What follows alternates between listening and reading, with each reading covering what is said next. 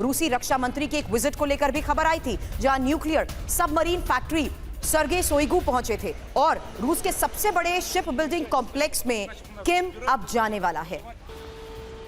Information wall का रुख करेंगे क्योंकि किम का ये जो एन सबमरीन सपना है, क्या वो पुतिन पूरा करने वाले हैं? क्योंकि रूसी रक्षा मंत्री ने ज्यादा से ज्यादा न्यूक्लियर सबमरीन तैयार रखने का यहां ऑर्डर दिया है और इंफॉर्मेशन वॉल पर इसी के तहत ये सबसे पहली और बड़ी खबर है। हालांकि रूसी रक्षा मंत्री की इस तरीके से बयान देना और ये खबर सामने आना न्यूक्लियर सबमरीन तैयार रखने के ऑर्डर देने को लेकर कई बड़े सवाल खड़े करता है, क्योंकि महत्वपूर्ण ये भी है कि किस तरीके से Kim Jong Un Pacific fleet के मुख्यालय में न्यूक्लियर सबमरीन देखने के लिए भी पहुंचने वाला है और Kim Jong advance nuclear submarine की डिमांड भी रख सकता है। हालांकि कुछ दिन पहले ही किम जोंग ने न्यूक्लियर सबमरीन को ही पानी में उतारा है। यह टाइमिंग बहुत इंपॉर्टेंट हो जाती है। नौसेना की ताकत बढ़ाने के लिए किम जोंग अगला बड़ा कदम क्या उठाने वाला है, इसी पर सबकी नजर है। और यह कि किस तरीके से नौसेना की ताकत बढ़ाने के लिए किम जोंग सबमरीन का अब बेड़ा तैयार करना चाहता है। हालांकि जिस वक्त किम जोंग उन रूस की नेवल ब्रिगेड का दौरा करेगा, उस वक्त के लिए रूस की तैयारियां भी क्या हैं, ये जानकारी अब आपके सामने। हालांकि पैसिफिक फ्लीट में देख लीजिए, किम के सामने युद्धाभ्यास होगा और नॉर्दर्न फ्लीट में समंदर में युद्धाभ्यास को लेकर लगातार खबरें भी सामने आ रही हैं। इंपॉर्टेंट ये भी है कि किस तरीके से पैसिफिक फ्लीट में युद्धपोत पनडुब्बी से ड्रिल की खास तस्वीरें सामने आएंगी,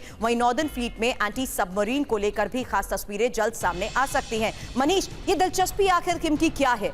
बेड़ा तैयार करने को लेकर अगर बात कही जा रही है तो क्या रूस का रुख करने का मकसद यही है? देखिए सुरभि, मैं आपको बताऊं कि रूस के बाल्टिक सी फ्लीट का हेडक्वार्टर है कैलिनिनग्राड। वहां पर मुझे न्यूक्लियर सबमरीन देखने का मौका मिला था।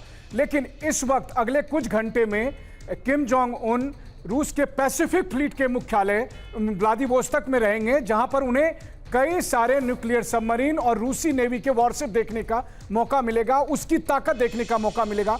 और जिस हिसाब से space centre, fighter jet, nuclear submarine, worship, एक के बाद एक तमाम जो रूसी सैन्य ताकत को किम जोंग उन के सामने रखा जा रहा है, मुझे लगता है कि इसका मतलब यही है कि बेलारूस के बाद अब नॉर्थ कोरिया में भी रूस अपने हथियार को पोजिशनिंग करते हुए अगर दिखाई दे तो बहुत आश्चर्य की बात ना होगी। और अगर ऐसा होता है तो आप सोचिए, नॉर्थ कोरिया में रूस के वो खतरनाक हथियार, चाहे वो न्यूक्लियर सबमरीन हो, उनके फाइटर जेट हो या उसके मिसाइल। मनीष, एक और बड़ी खबर अभी आपने दी है, जहां यूक्रेन ने अब किम जोंग उन को ब्लैकलिस्ट किया है और यूक्रेन के लिए वांटेड बना किम जोंग उन। हालांकि पुतिन समेत रूस के तमाम लोग इस लिस्ट में शामिल बताए जा रहे हैं। इस लिस्ट के बारे में डिटेल और क्या मतलब है इस खबर का, मनीष?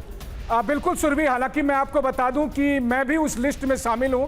यूक्रेन ने एक वांटेड लिस्ट बना रखी है, जो यूक्रेन की हाँ में हाँ नहीं मिलाता है उन सबको वो उस लिस्ट में शामिल करते हैं। और उसमें से बहुत सारे लोगों को मारा जा चुका है यूक्रेन की एजेंसी के द्वारा, जिसमें अलेक्जेंडर दुगिन की बेटी दारिया दुगिन समेत कई सारे पत्रकार भी हैं। और यूक्रेन ने उस लिस्ट में, उस वांटेड लिस्ट में, उस ब्लैक लिस्ट में किम जोंग उन का नाम डाल दिया है, ये कहते हुए कि वो रूसी फेडरेशन के दोस्त हैं, ये कहते हुए कि वो यूक्रेन के दुश्मन है। यूक्रेन ने वांटेड लिस्ट में किम जोंग उन का नाम डाल दिया है। तो आप समझ सकते हैं कि यूक्रेन किस तरीके से तिलमिलाया, बौखलाया है किम जोंग उन के रूस विजिट को लेकर। यूक्रेन तिलमिलाया हुआ है, बौखलाया हुआ है और किम के साथ रूस की पुतिन की इस मुलाकात के बाद पश्चिम के साथ साथ जेलेंस्की की चिंता भी बढ़ी है।